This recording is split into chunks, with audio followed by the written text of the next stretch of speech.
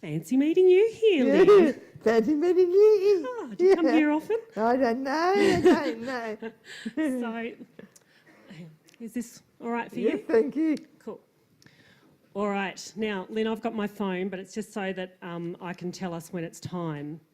So, thank you so much for coming here today.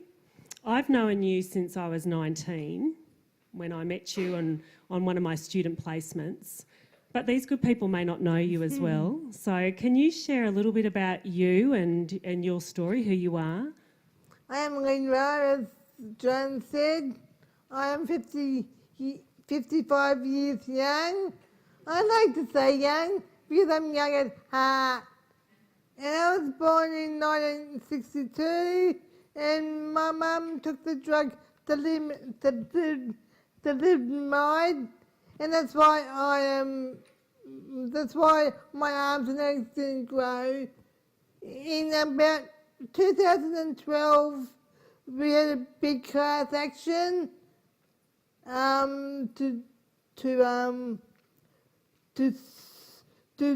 sue the drug company, and we won. So that was very good. I'm one of 4 daughters of my mum, and they're very supportive. What number are you in the girls? Number 3. Number 3 in the girls. Very good. It's pretty powerful. It's 4 girls. Goodness. Now, Lyn, over the years, you would have had a variety of supports from disability service providers. Yes, Can you I have. explain a bit about that? I've worked in a work unit, and I was there for 34 years, and that was very good.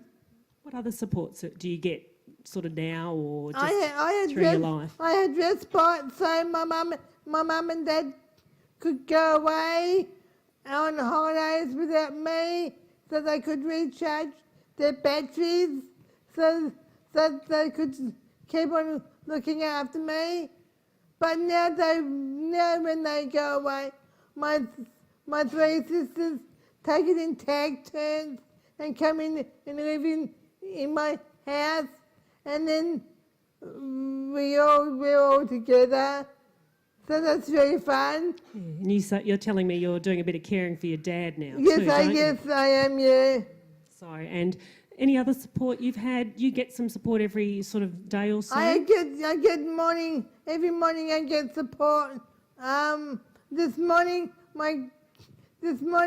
unfortunately, my carer ran in sick yesterday, so my mum had to get up at about 5:45 to get me up ready for the day, because the taxi came for me at 5 to 7 this morning.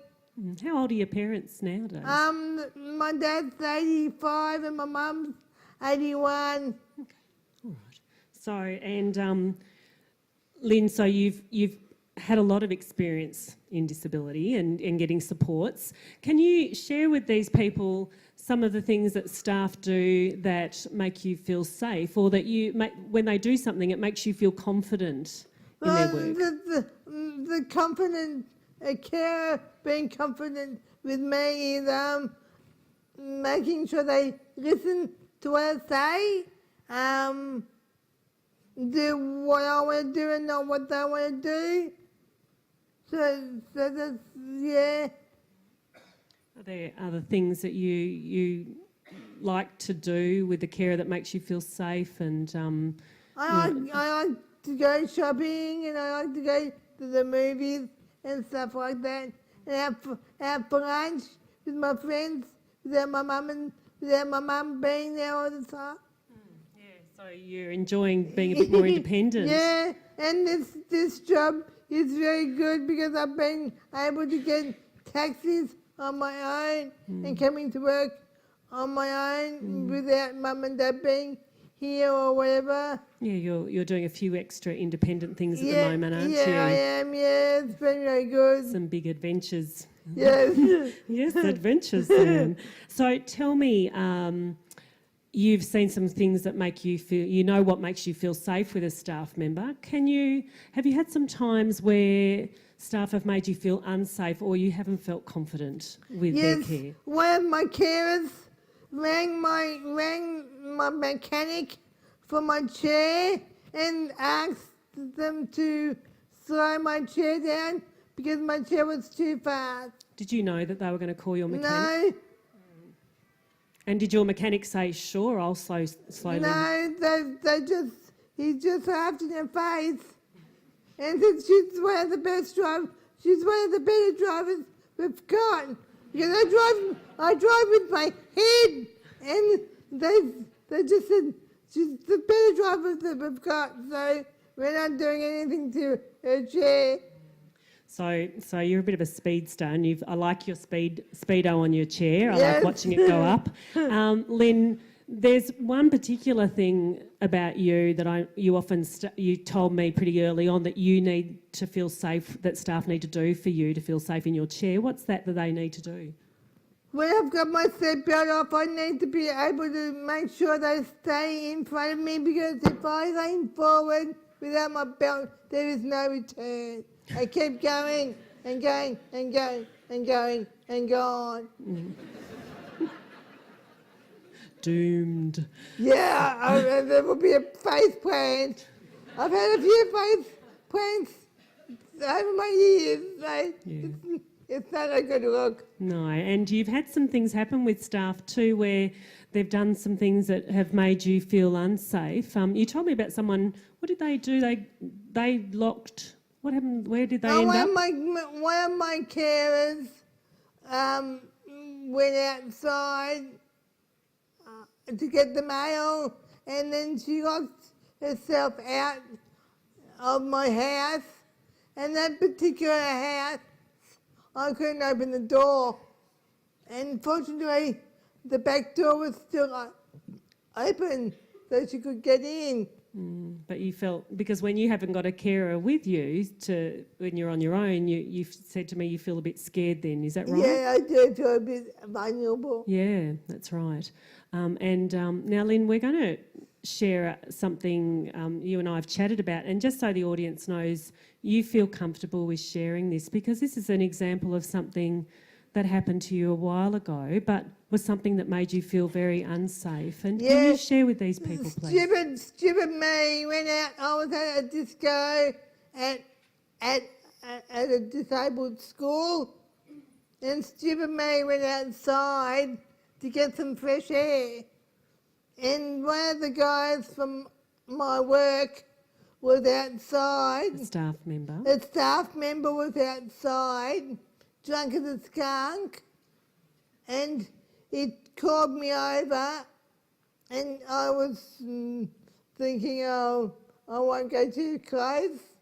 And he was trying to unplug my chair at the stage, because my chair could be unplugged at the back.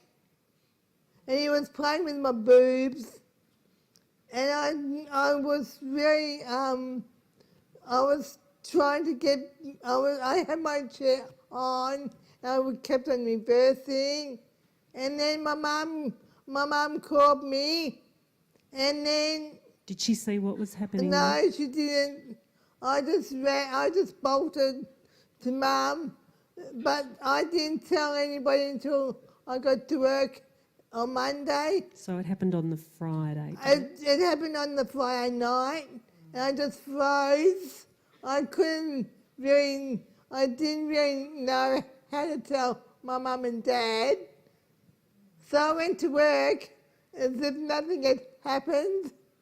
And then when I saw the person at work, I just froze. And then I went into the manager's office and told him. And he was very supportive.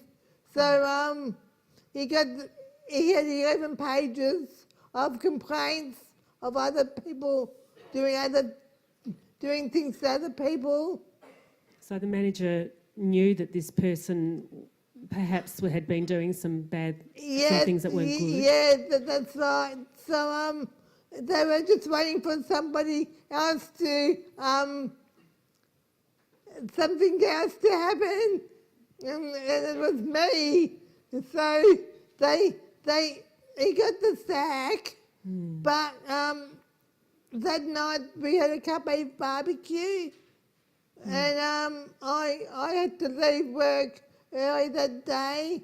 I went up to my friend's unit, and I spoke to my mum and dad up there, and they were very supportive. And But sorry for interrupting, Lyn. Who helped you talk to your mum and dad? my manager came with me to tell my mum and dad. And so, sorry, I interrupted you. So you went to the barbecue that night. Yeah, but then the next day he came back and asked for a reference. That was a staff member. He's a staff member. So my manager, I had left my bag, I had left my handbag in the toilets, in the ladies' toilets. So my manager came into the ladies' toilets so he could get my bag for me. So the guy couldn't see I was at work. So you felt very supported by your manager. I did.